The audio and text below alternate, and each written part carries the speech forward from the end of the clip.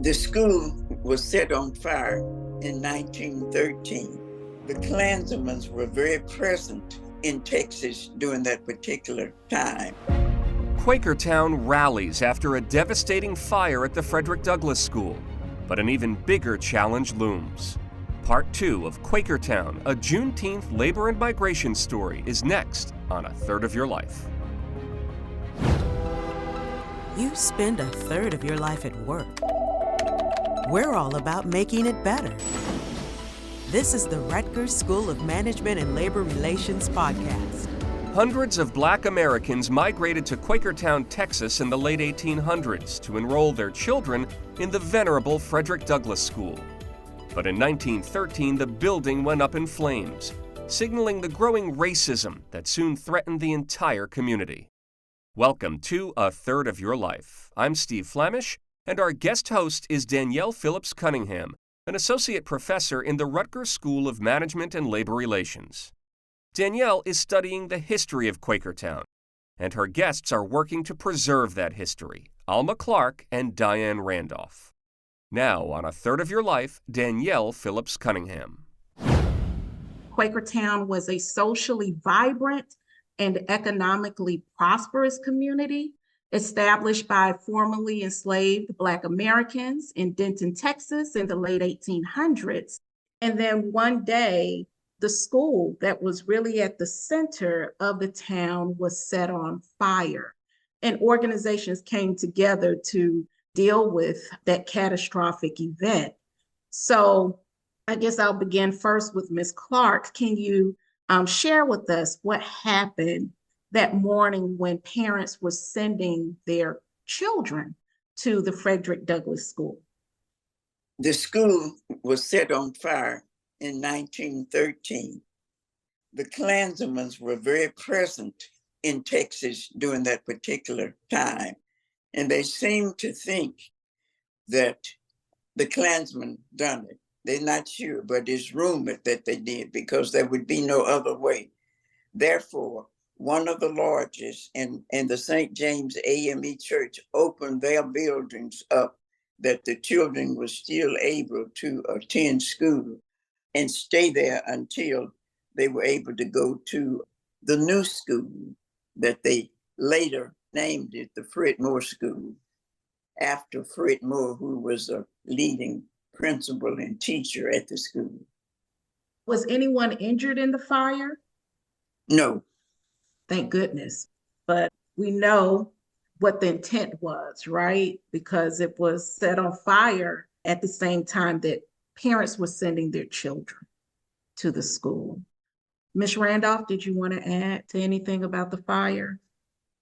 Well, I just know that the fire represented a way to try to stamp out hope for the community because the school meant so much.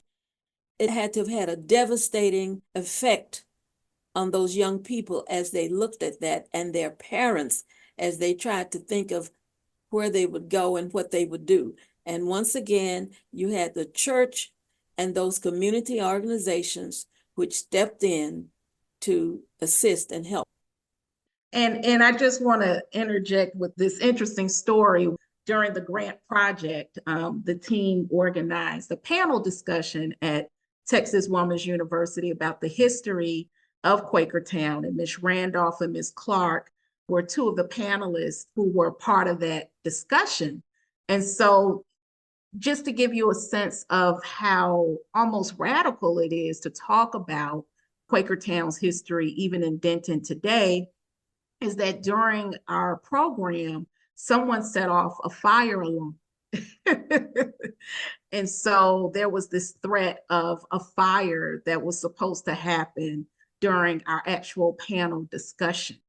Of course, it was never discovered who set off the fire alarm, just like, with the school, with the Frederick Douglass School, no one was arrested for setting the school on fire. At Texas Women's University, no one was found as in terms of who set the alarm, but I remember that everyone on the panel, including folks who attended the panel discussion, said, I wonder what that was about. was that to stop our conversation about Quakertown and preserving its history. So that's just to give a sense of how, even though this fire happened in the early 1900s, there's still this tension around really preserving Black history and talking about Black history that still exists today. But we all ran to the outside of the building. It was something. But I think everyone walked away from that event knowing that the fire alarm had been pulled on purpose. And so that just again speaks to the persistence of that history. The fire to burn that school was Yeah. on purpose and meant to frighten Yes. and or stop education as they built lives for their families and their communities. Yeah. And that's why we were determined to finish the panel discussion, because it was like, no, you're not going to stop this. This is decades in the making. So that leads us to a discussion about the 1921 bond vote, because the fire, right, at the school really represented this growing resentment towards Black people in Denton, Black people who were doing well. And after Quakertown had already been built, then we have a school that was built just 1 mile north of Quakertown, known today as Texas Woman's University. So even though Quakertown was established before the school had a problem with Quakertown being there. So would you share with us what led to the 1921 bond vote? Who was involved? Who really kind of corralled the community into supporting the 1921 bond vote? So I'll begin first with you, Ms. Clark. The school was known as the CIA, College of Industrial Art for White Girls. To get to downtown Denton, they had to come through Quakertown.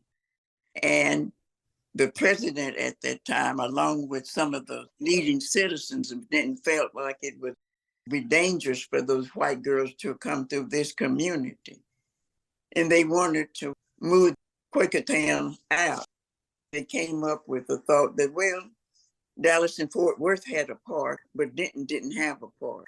And they decided to have a bond election to build a park, and the park was going to be in the place where Quakertown is. They got with the leading citizens, the white citizens of Denton, and the daughters, the federal daughters, and they came up with the idea that that's what we will do. We'll have a bond election, vote it out, and make the area where Quakertown is a park. And in the meantime, when this occurred back in 1921, women was eligible to vote at that time too. So that had a strong influence upon the voting. So the voting took place, and they said that about 607 people voted that was eligible to vote.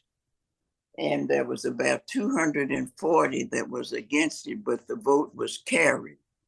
Therefore, they won, and they began to send letters and tell the people within Quakertown that they had been voted out and the land was going to become a park. I wanted to just add that several things started happening there as they were looking for an opportunity to move these people. Now, this had been happening over a period of years. So I think we're talking about 1921 through 23 now. But the College of Industrial Arts had a president who was very powerful within the town itself, working with the state legislature to try to increase the status of that college at that time. And so he looked over there and said, if that was not there, we would be safer here. It would look a little better to parents coming to visit the college and dropping their girls off. We don't want to frighten them. And then you had the women's club there who also threw their influence in that. And the president spoke to the Rotary Club. And so a lot of things, a lot of action and talk came around. Why can't we move those people? They just really formulated a plan to destroy the community. And it was done through a vote of the city. These women also worked faculty-wise, members of that organization also, they made sure that they all voted, the women in particular. White women. Yes. So it also speaks to the power of the vote. Absolutely. And the fact that Black people at the time, because now we're talking about the Jim Crow era, didn't have the right to vote. So if Quakertown, people who lived in Quakertown had the right to vote, the outcome could have been very different. Not only in terms of the 1921 bond vote, but everything that happened afterwards that impacted Quakertown descendants' lives for several generations. So Ms. Clark touched on that in terms of white women in the town banding together to draw support for the 1921 bond vote. There were white women's organizations at the time, the Daughters of the Confederacy. They were really strong in Denton. I mean, they had fundraised millions of dollars to build Confederate monuments in Denton. And there's one Confederate monument that was just taken down.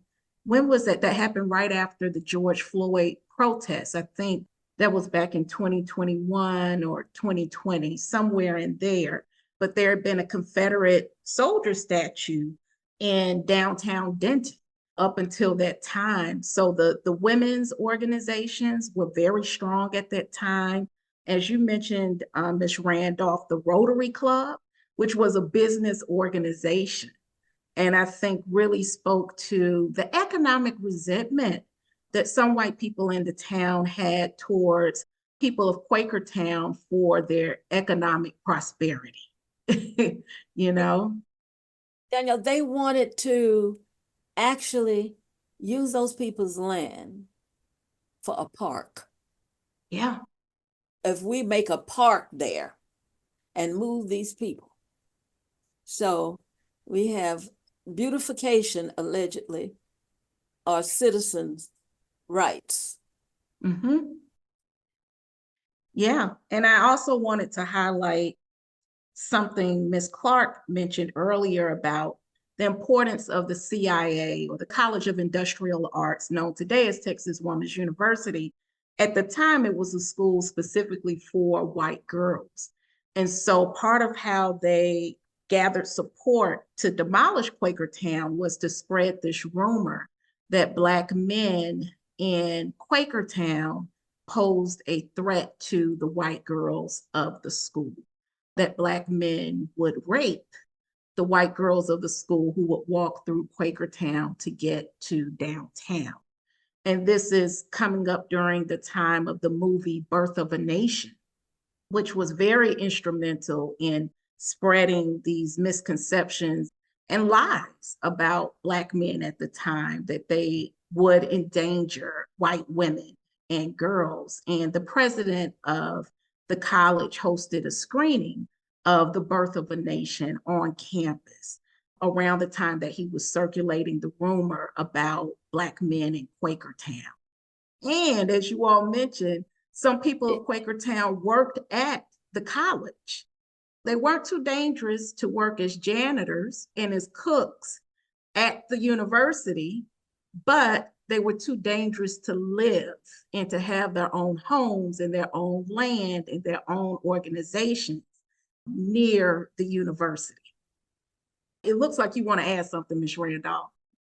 I was going to say that, was it Mr. Taylor, the one that had the horses? The girls were able to ride, and he was the person who managed all of that. This guy had a great presence on the campus and great responsibility. Yeah. And Miss Kimball, who we mentioned earlier, a descendant of Quakertown who's still active, her uncle, right, was a stableman at the college, Jack Cook. So they contributed to the college in many ways. but weren't considered too dangerous for that. So what happened after the 1921 bond vote? What happened to everyone? Like, where did they move? How did they try to rebuild their lives afterwards? What were the challenges? Please share with us. Okay, well, I'm going to use this term downtown. The people downtown had got together and started forming these committees that would offer these people so much money for their land, trying to decide what the full prices for their properties should be. So some of the citizens from Quakertown wrote letters telling them, that they wanted to remain and or get the proper amount of money for their homes so that they could move somewhere else, in addition to the general resistance. And some really wanted to stay with their homes. But the city said they had to move. And eventually, I think a man named Mr. Miles, it was a white citizen who was having some financial difficulties and saw a way that if he could sell some of that property, that would also help him to pay off some of his debts.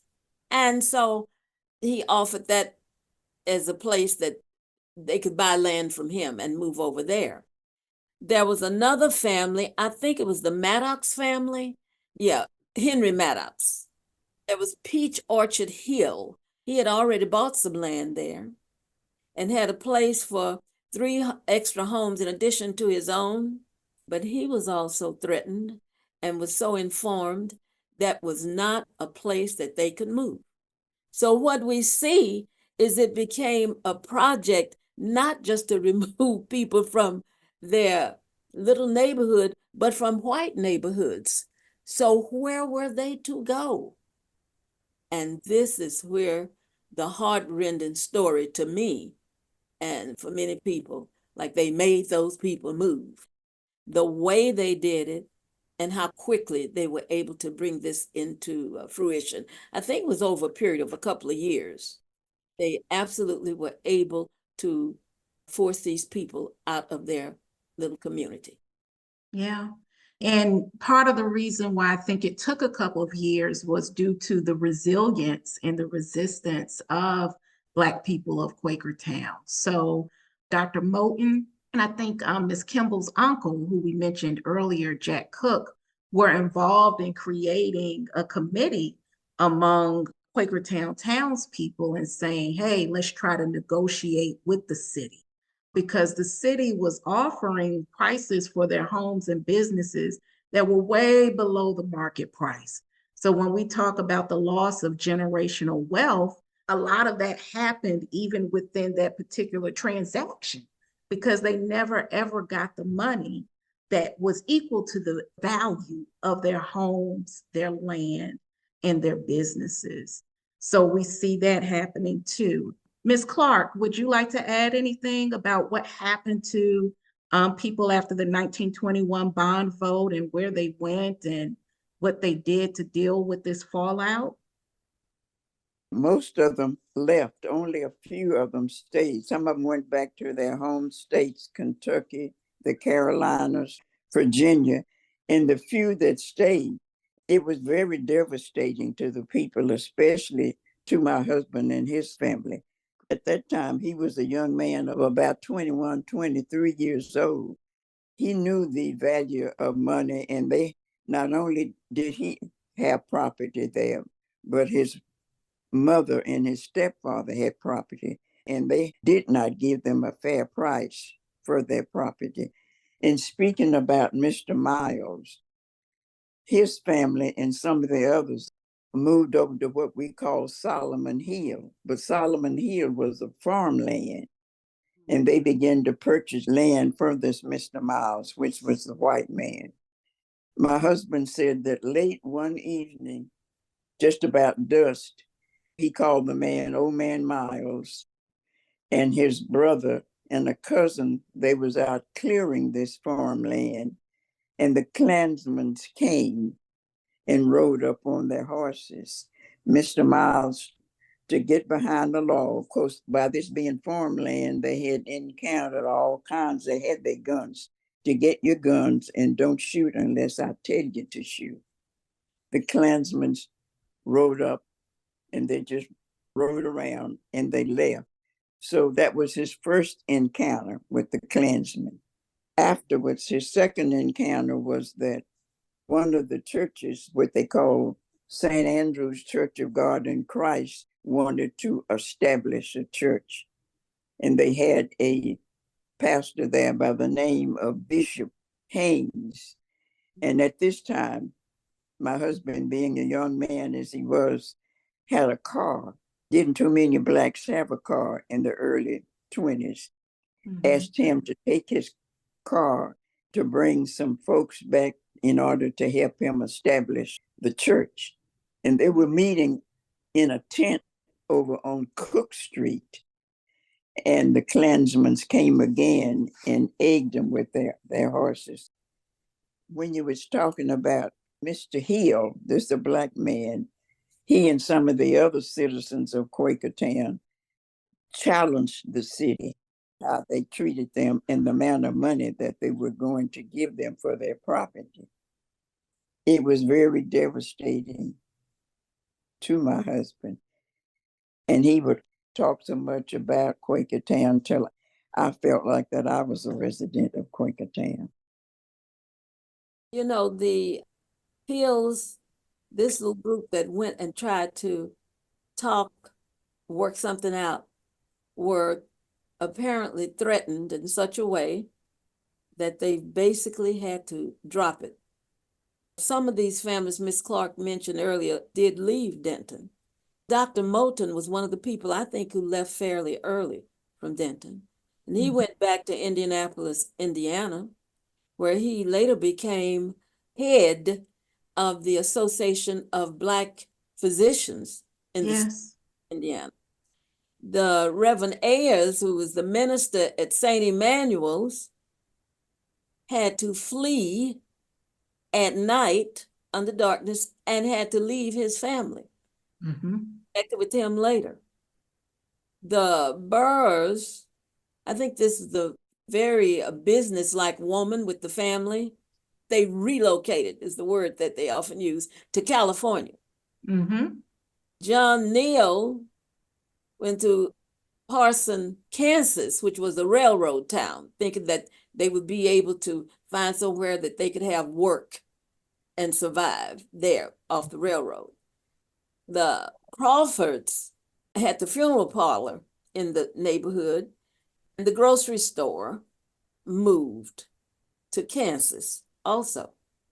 So we see that families are being separated, and the community, the leaders, and basically the whole financial base of the community is being destroyed.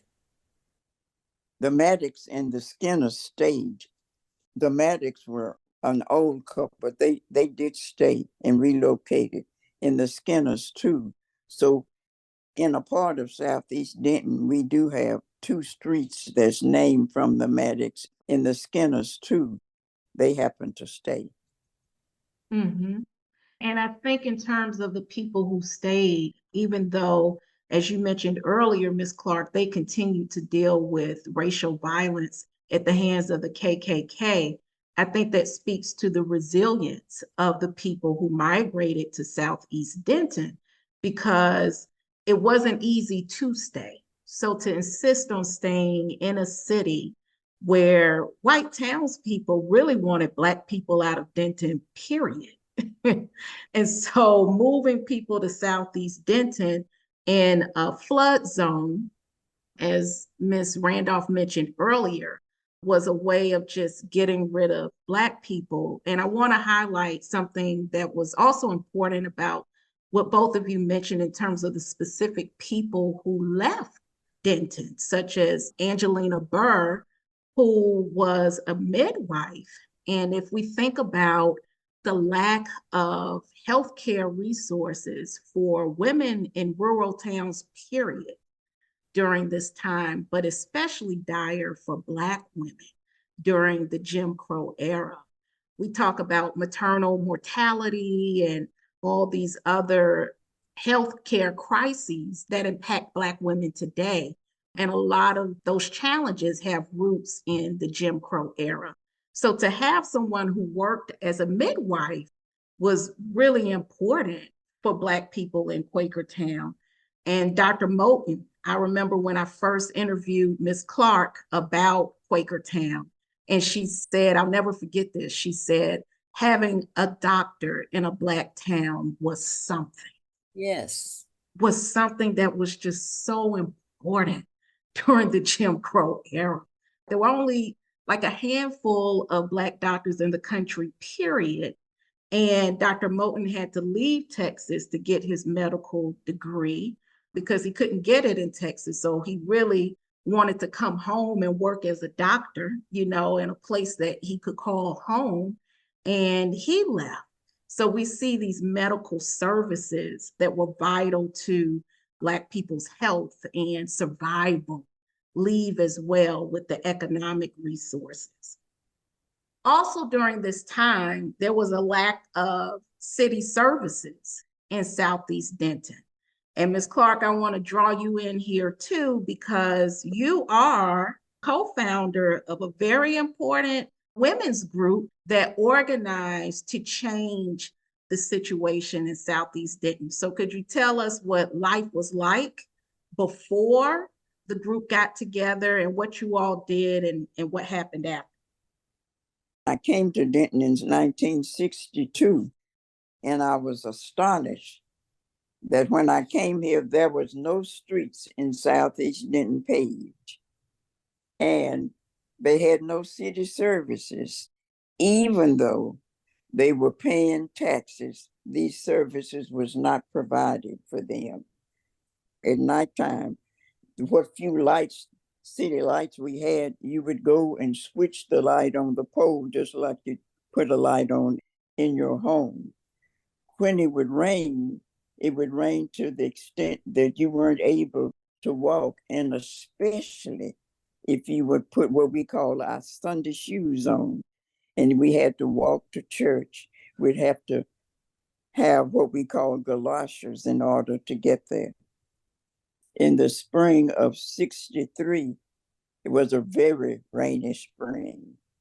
And I even had to put galoshes on to go into my backyard where we had 2 barrels out there for your garbage disposal.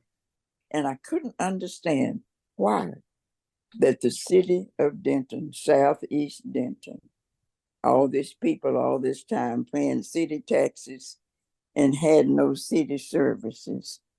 In 65, when the schools was beginning to integrate, there was a group, white and Black.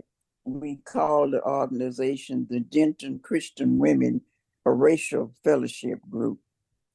And this group was formed. And when we got acquainted with each other as women, then we began to reach out in the community. After several months and a year or two of meeting, we divided up to groups. Some of the ladies in the groups went with the white ladies to the downtown areas. Some of us stayed here in our own area. We had a lady, white lady, that was named Trudy Foster. At this time, Denton did not have any type of Black representation on city council either.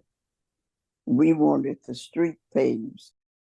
Along with myself and Trudy and some of the other ladies, a part of the Christian Women Interracial Fellowship Group, we walked the muddy streets of Southeast Denton to get the signatures of the Black homeowners and take it to city council.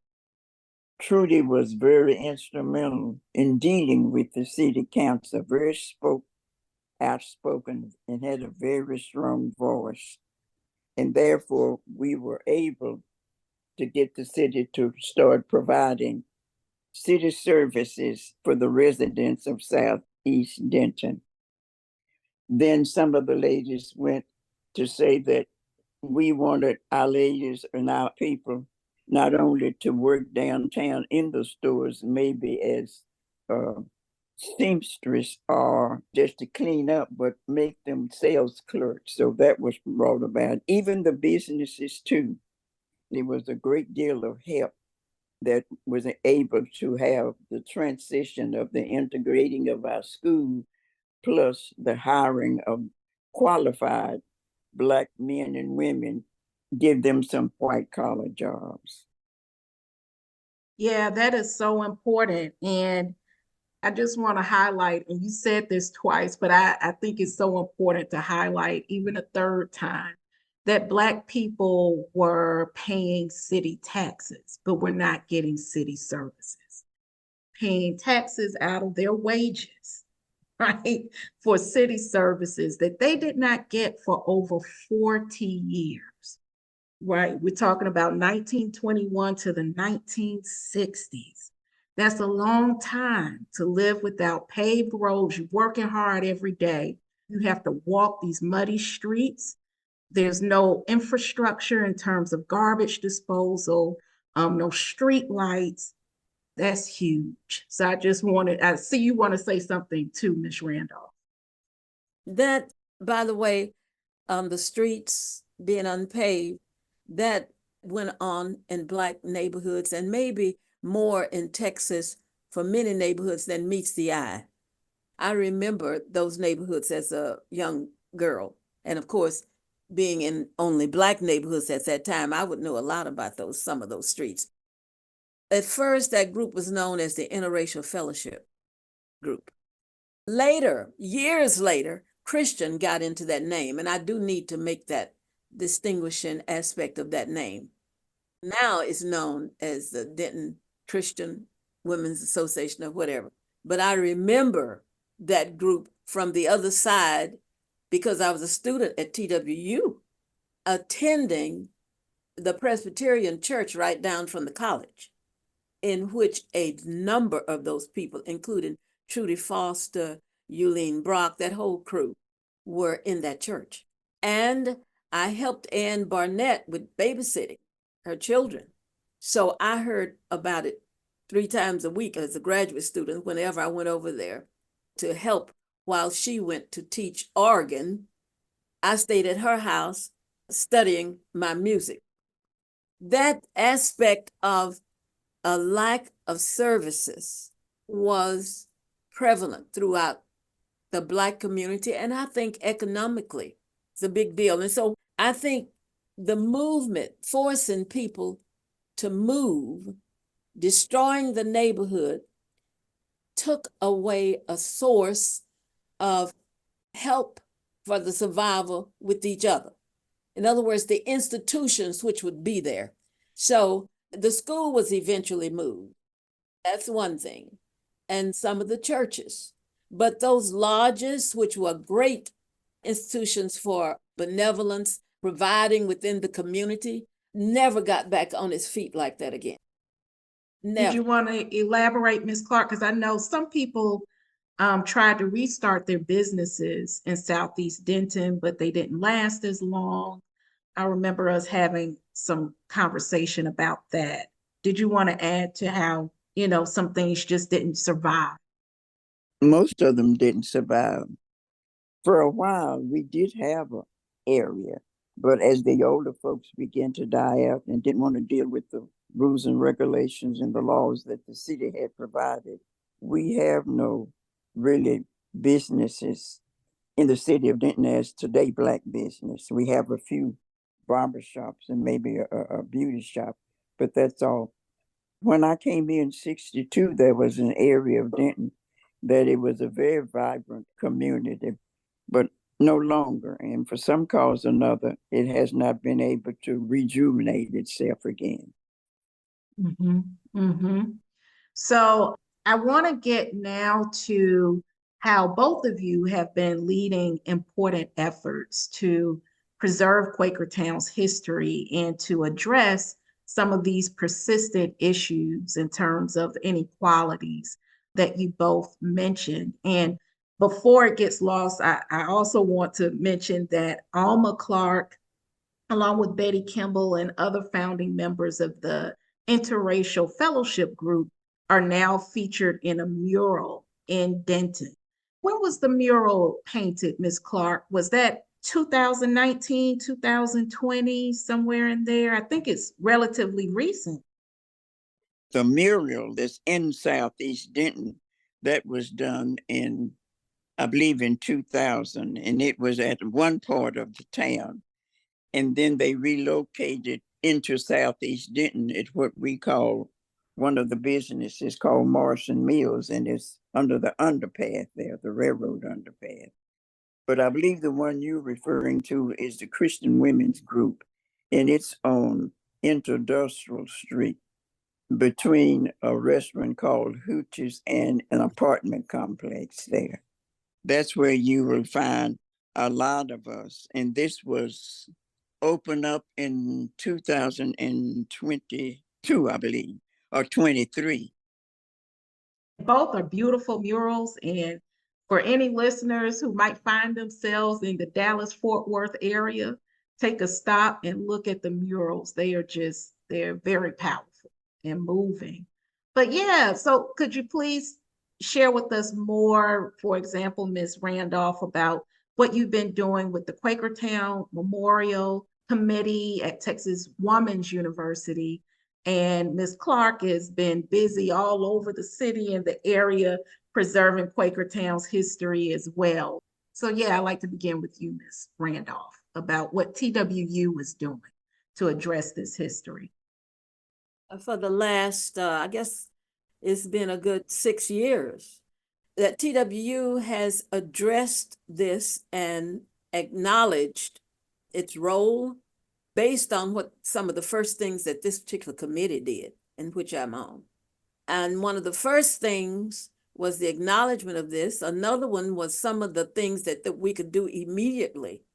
And that was to remove that former president's name from one of the most notable buildings on the campus. And that was done very quietly, but you know, nothing is easy. Right. They didn't advertise it, but it was done.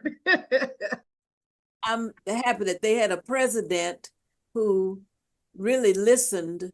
Also, some people on that campus, as you know, got this grant, which helped to spark that along, I think, as well.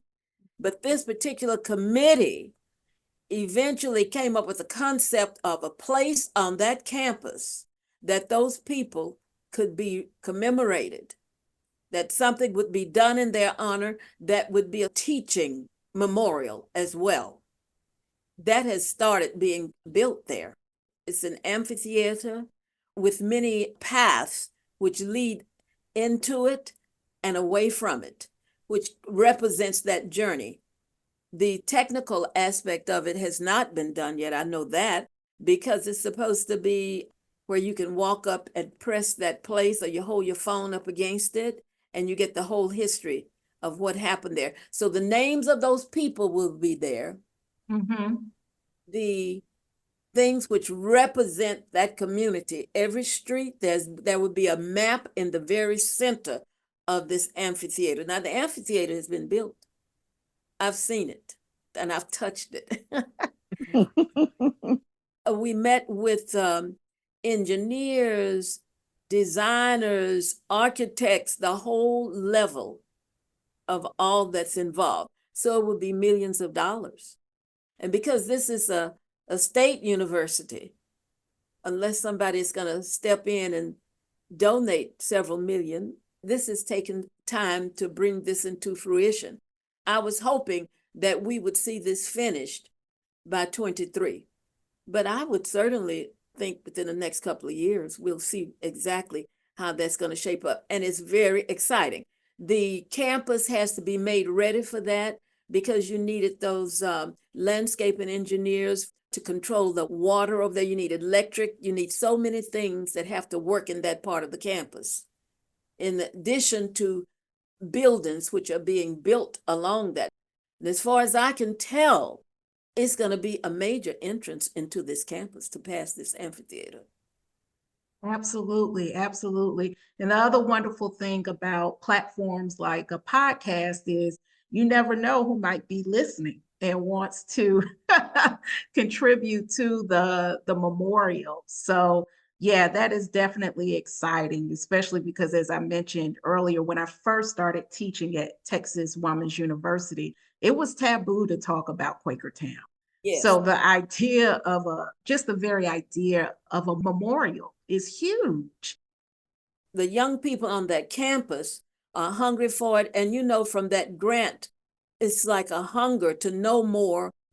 No, you're absolutely right. When we received the grant, our main goal was to teach students about Quakertown. Because, I mean, the park, which we've mentioned during our conversation, is just literally within walking distance from the campus.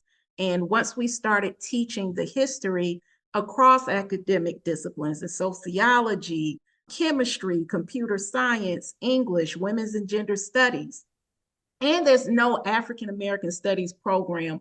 So students were like eager to hear these stories. The George Floyd protests really fueled that. They got on Twitter and started tweeting the chancellor about Quakertown and saying, hey, this is really rich history. Let's talk more about it. And as you said, she's been really receptive to that.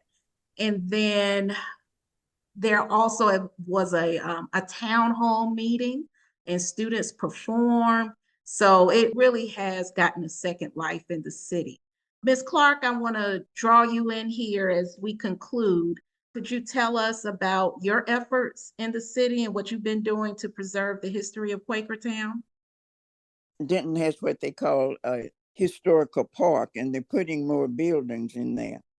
And one of the houses in there is the Quakertown house, which was my husband's stepfather's house. And I am I guess you'd call her a docy.